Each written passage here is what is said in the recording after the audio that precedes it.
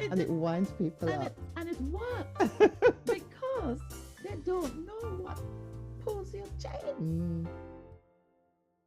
So today we are here with Agnes Nisbett, who is also one of the Pride of Britain winners of last year, that we're very proud of to have in the city for all her work done in the maternity wards, that started in Leicester and has been taken on all the way across the UK. But today we want to find out more about Agnes. What makes Agnes Agnes?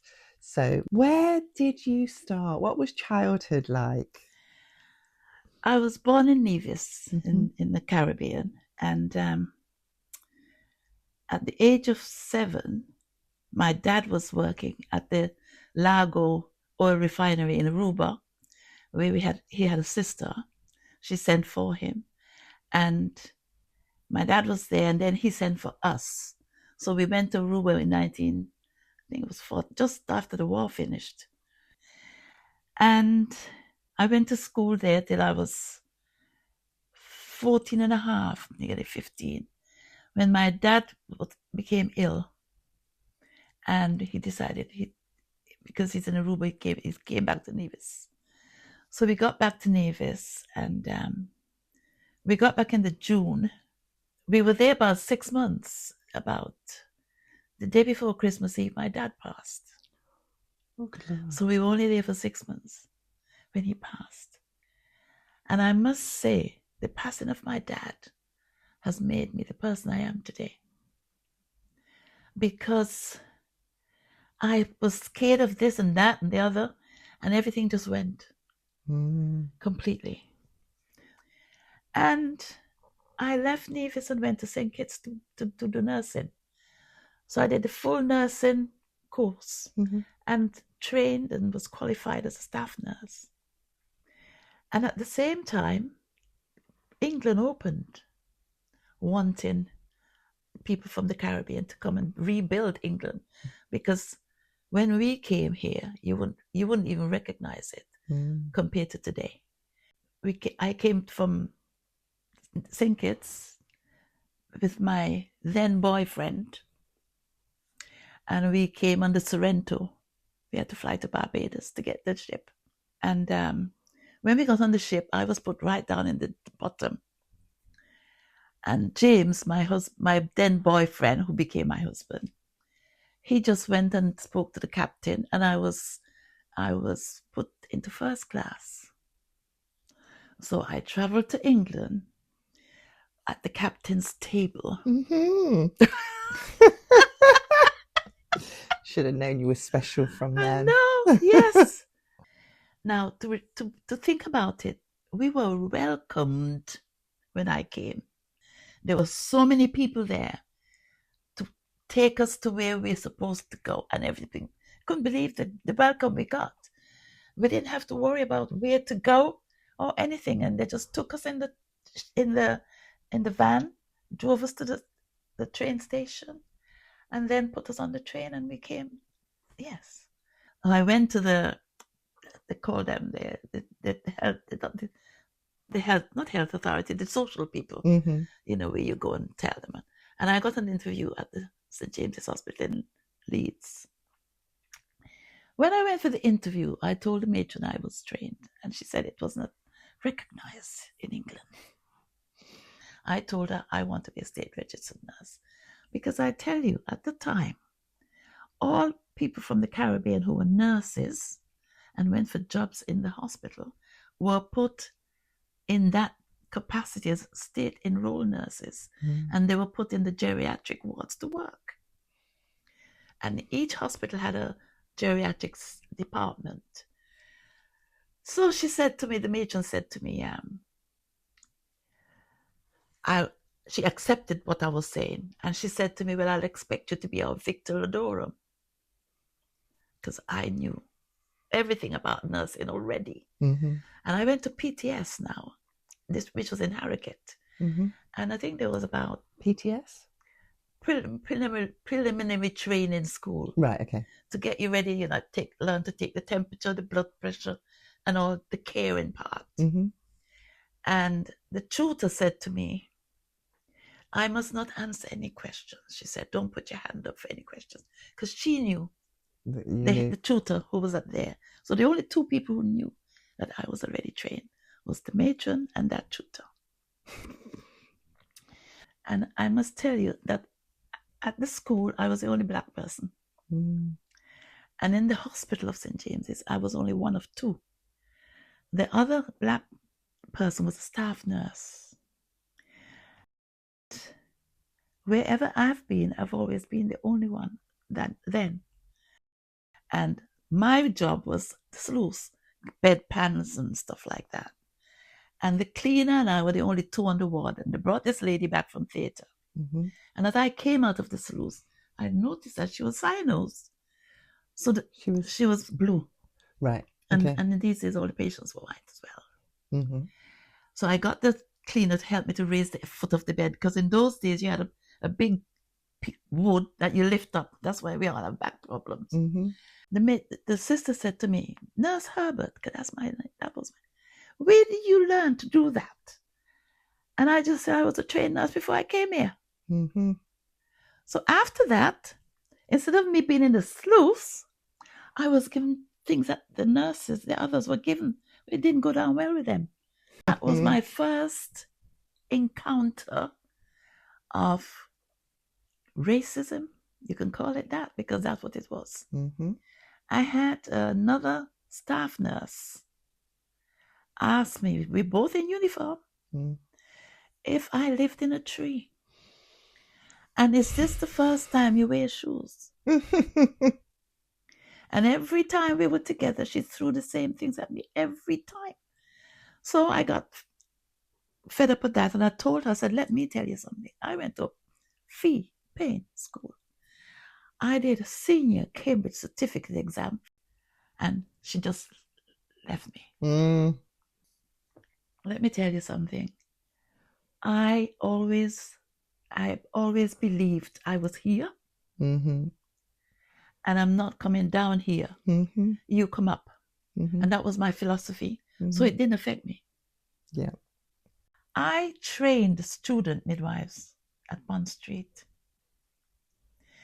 They passed their midwifery exam, and they're a staff nurse like me.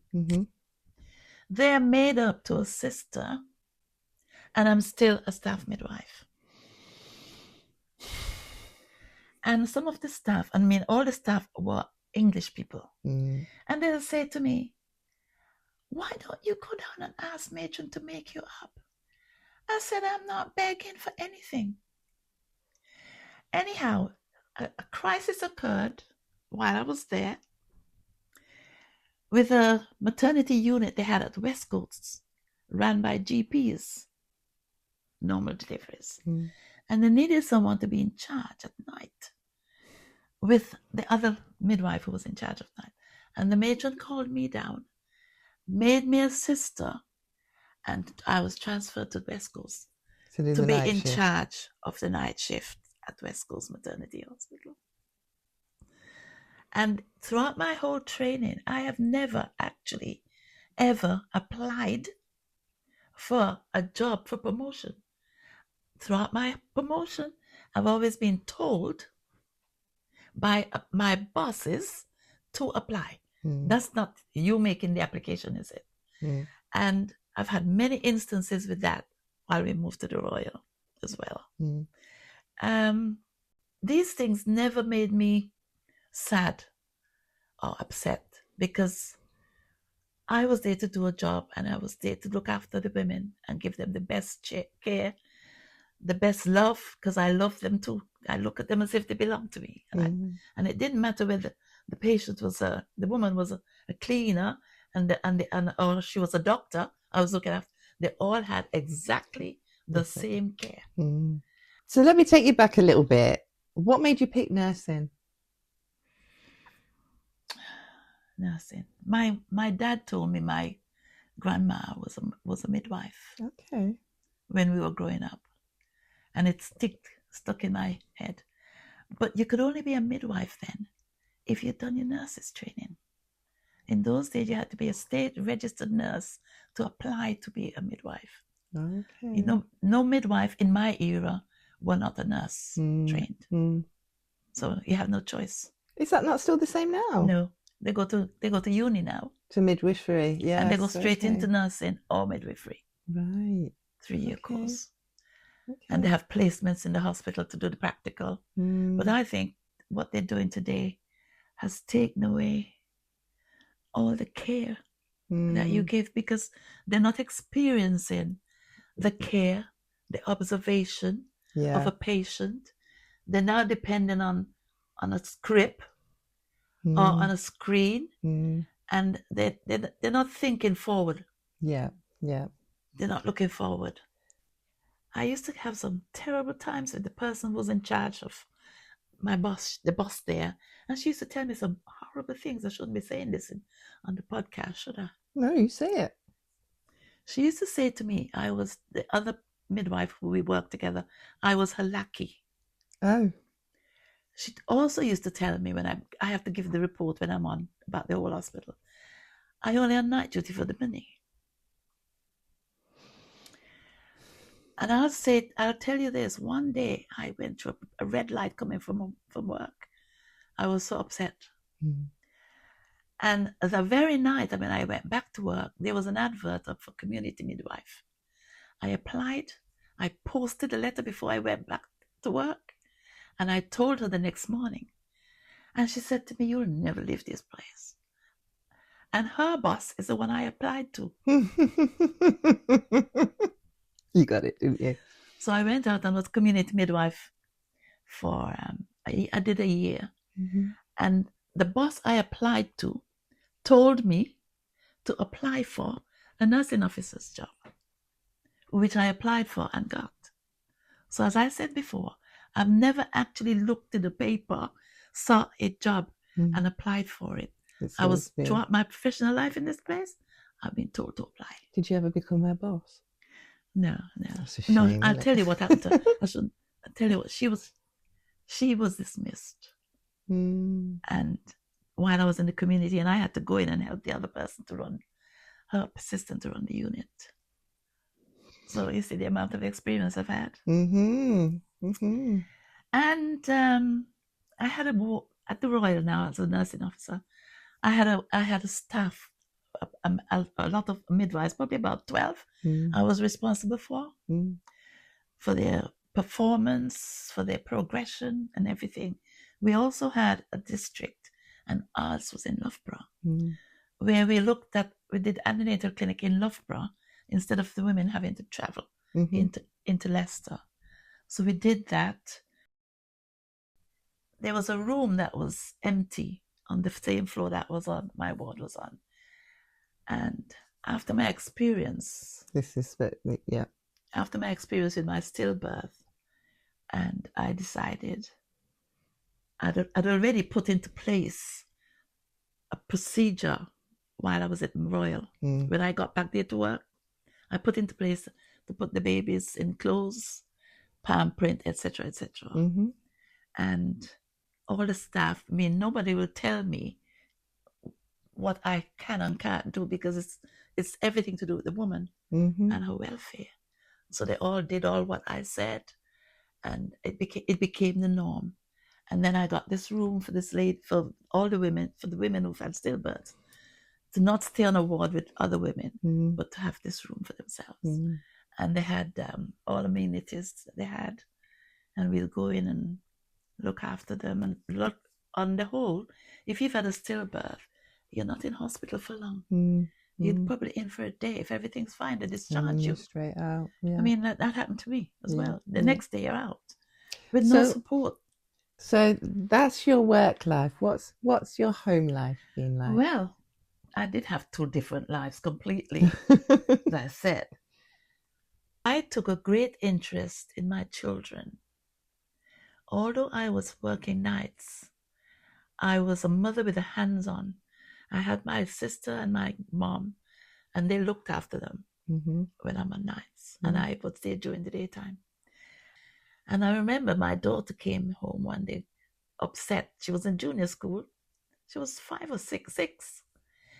And she said, the teacher had me playing with dollies in the doll section. Because when my daughter went to school at 5, she could read. She could read the newspaper. She was reading the Times, because those were the papers we had in the house. Yeah. And because she was ahead of the other kids, yes. Yeah. My son came home too, crying. Oh, Mommy, I don't understand binary numbers. I don't understand it now, but I'll tell you what I did. I went to the school when I'd finished work, and I joined the class. I asked. So there am I with all these little 7-year-olds. And she was doing the binary. Yeah. And I learned it, and so I could help my son. Yeah. When my son did his A-levels, the same thing occurred. They told him, I went to the school, and they told him he couldn't do his A-levels. And when school started, he refused to go to school for 2 weeks. And the second week, I said to him, Ian, let's get up to the school. I just finished work as well as usual. We went up to the school, and there were about 5 teachers, the deputy head and the head, and 2 and others. And each one of them told me what a wonderful child he was, his personality, etc., etc. But he is not capable of doing his A-levels. When we got into the car, I said to Ian, Ian, you hear what they said about you? You have to prove them wrong. He went, he got his A-levels, and he went to uni. He did a degree in science. Now, in those days, any children from that school who got a degree were in the Lester Mercury pictures. But Ian was not in there mentioned. And while we were there were all these reporters from all over the country, and we found the one for Leicester, and we got in the free paper that was going around the whole of Evington. And the headmaster got one too. And he wrote us a letter. I've got the letter. Congratulating Ian. So we've had obstacles all our lives. And I know my children in school, they've had problems as well. Britain's museums and archives don't just record history, they morph culture. Join us for Britain Rewritten, a live symposium bringing together leading thinkers Emma Dabari and Professor Robert Beckford to unpack how British museums and archives have preserved colonial narratives and how we can begin to challenge and change them. This isn't just about museum spaces, it's about how race and power have shaped every corner of British culture, and we encourage everyone to learn and contribute. That's Britain Rewritten with Robert Beckford and Emma Dabari on the 16th of October at Brookfield University of Leicester. Get your tickets now through the link in the description and be a part of rewriting the story. Thinking of your life and, your achievements, first coming into England, coming into the first job, what were your thoughts about what you came into? I'll tell you what was on my mind. I was focused that I was going to go. I'm going to build my career. And nothing and nobody was going to stop that.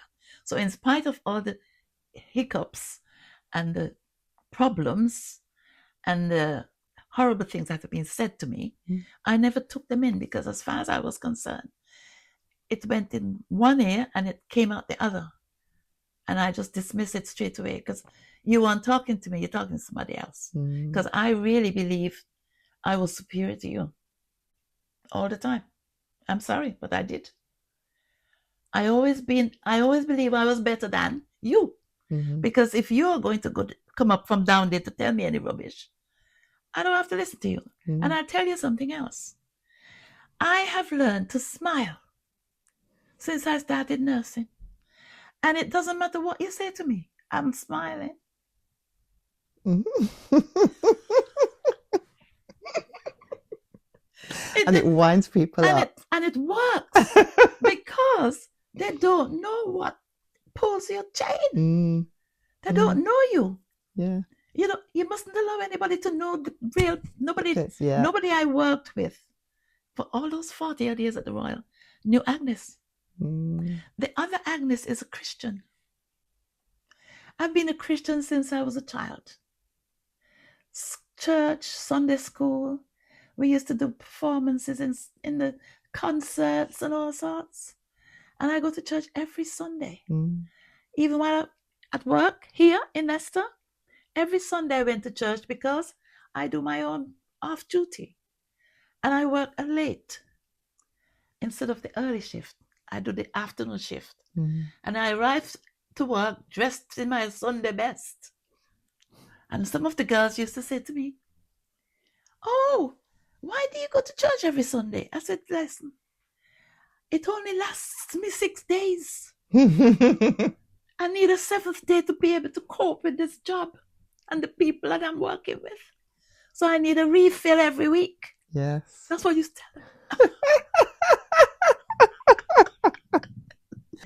And you know, there are a lot of people out there like me, our people. It's just that you've got to start not bigging yourself up, talking about yourself for people to know. Because if you don't tell them, they won't know there.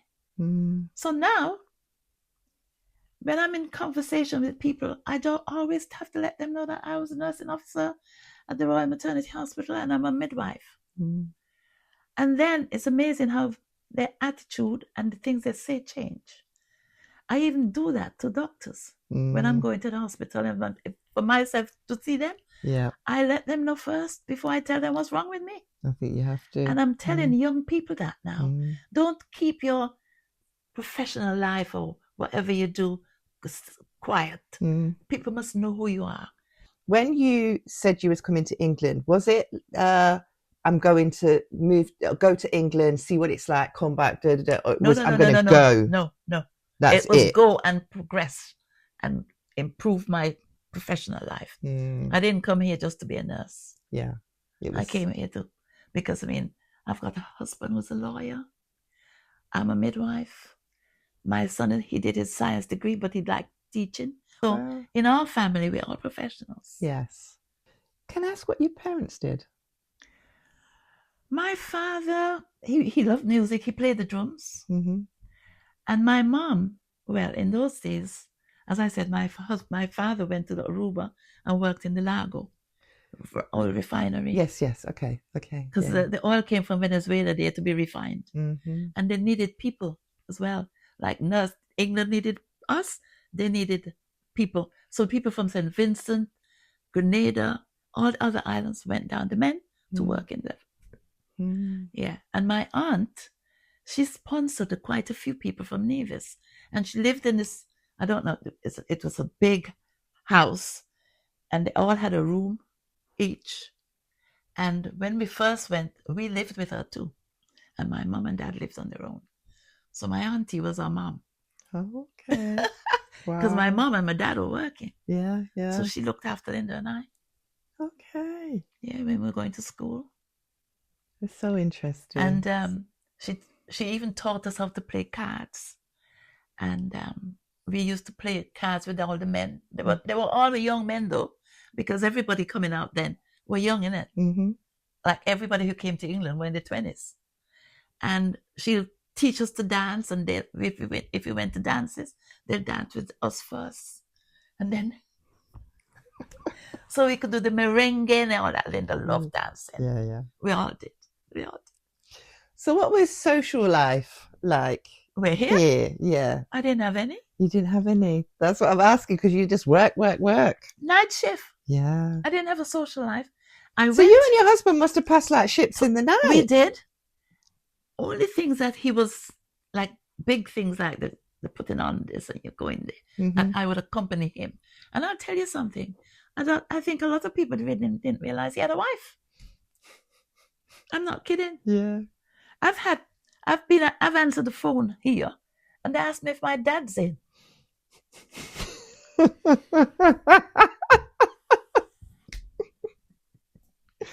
Yes, dear. Well, because you still got a young voice. Yeah. I think I know what you're going to say. Your biggest achievement. What's your biggest achievement? I think my biggest achievement is to have brought up my 2 children who've made me so proud And I'm so proud today. And they've both given me 4 grandsons, 2 each. And the love I have, because I think as a Christian person and as a woman and as a mother, we do expect our children to do well. But my biggest achievement is to see where my kids have got to. It's not about material things, because anybody can have what you have if they've got the money to buy it, or you can even go on tick, pay monthly or whatever.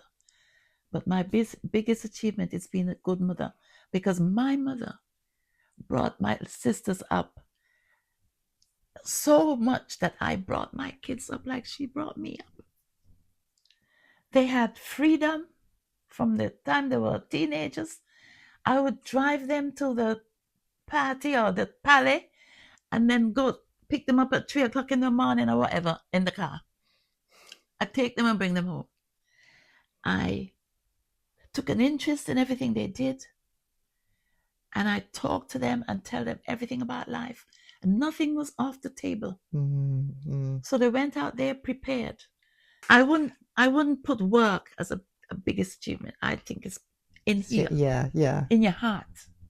Okay. That's mine. I wasn't expecting you to say that. I thought it would be work. Yeah, I thought it would be work. Okay. I had the brain to do what I did. Yeah. I've got a good brain, and I knew I wouldn't get to the eyes. And I tell you something, I would have, if I could have got into a medical school, I'd have been a doctor. So what would you like your legacy to be? When people think, I remember Agnes, what do you want them to be saying about you? I think they will say I was a very friendly, open person. And I was always interested in you. Now, if I ask you how you are, and you tell me fine, I didn't ask you that. How are you? This is me. Yeah. And this is me to everybody. Yeah. And I have no angst about anything. I don't worry. I don't worry about anything. There's always a solution to a problem. When I was going to school, there was this lady. She told me, she said, I'm an angel. So I might be an angel come down from heaven. If you said it, I'm going to buy into that.